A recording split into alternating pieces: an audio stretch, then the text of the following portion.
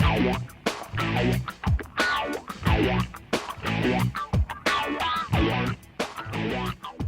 guys should all check for your wallets.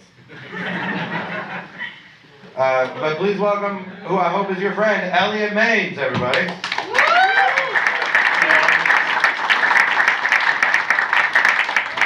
Good afternoon.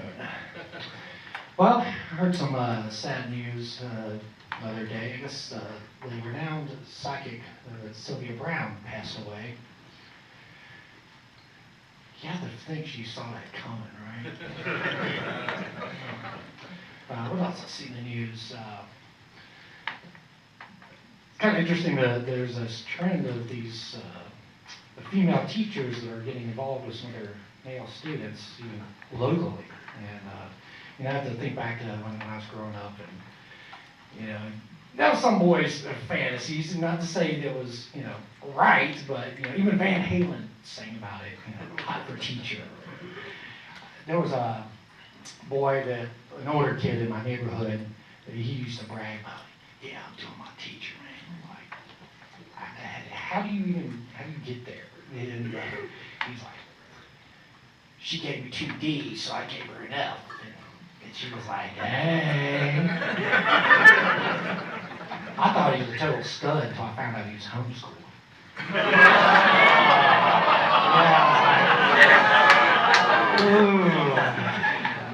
I gave him all kinds of health for it. I'm like, hey, Phil, what'd you learn in science today? Relative humidity?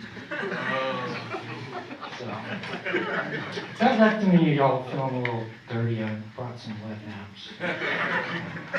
So, let's see, what else can I tell you about? Where I live at now, I got a buddy lives in the neighborhood, and he's got a disability, so to speak, but his head is kind of crooked.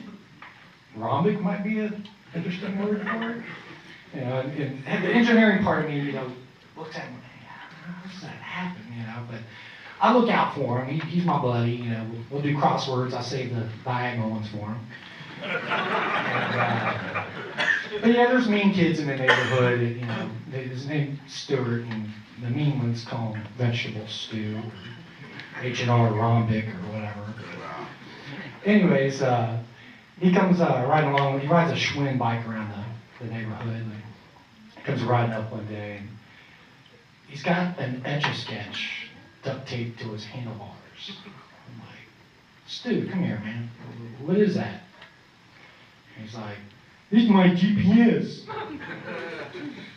But sure enough, I look on there, and he's been plotting his trailer where he's been going around the neighborhood, and I'm like, this guy's a trip, man. So now that I talk to one of the neighbors, I see him come right along on his Schwinn, and I see his GPS, and I'm like, man, we get Stu over here, man. You gotta check this out. Stu comes riding up, and I'm like, hey, show my buddy here your GPS, and he says, I ain't got no GPS. I'm like, well, what's that on your handlebars? It's an Etch-a-Sketch, man. Are you retarded?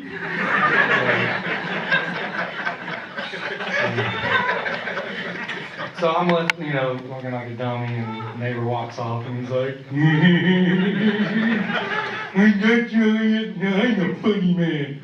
You're my bitch. Anyhow.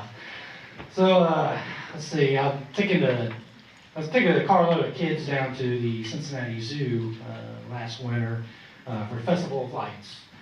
And it was pretty cold out. We're headed down, and I guess one of the kids was kind of gassy, so to speak, and apparently fumigated the car. Well, wife's driving, and she thought it would be funny because the heat was cranked up, and how heat just kind of amplifies.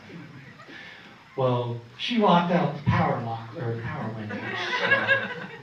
So I'm like, great, I'm gonna get you back. So, anywho, we get up to the zoo. We're in the cat house, and we're supposed to be looking for some cheetahs. And we go up to this window, and there's no cats to be found, but there's this waterfall behind the glass, and there's like basically 3 piles of cat poop sitting there. So not a cat, but evidence of one. And anyway, we're kind of huddled there in the windows, and I'm like, ooh, I think I feel some payback coming on. I'm about to get the wife back for what she pulled earlier. So we're huddled there in front of the windows, and I kind of do my little silent payback, and I'm just sitting there waiting. Unbeknownst to me, another family has walked up behind us. And I swear I hear this little girl, maybe about 9 years old, say, "Ew, Mama, you can smell that shit through the glass."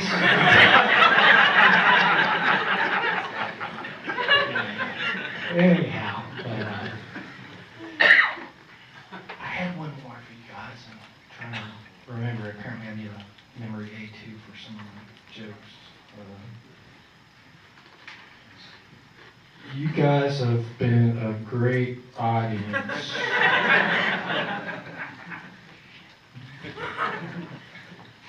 Well, anyway, that's what I've got. So I'm going to go ahead and hand it back to Geoff. So thank you very much.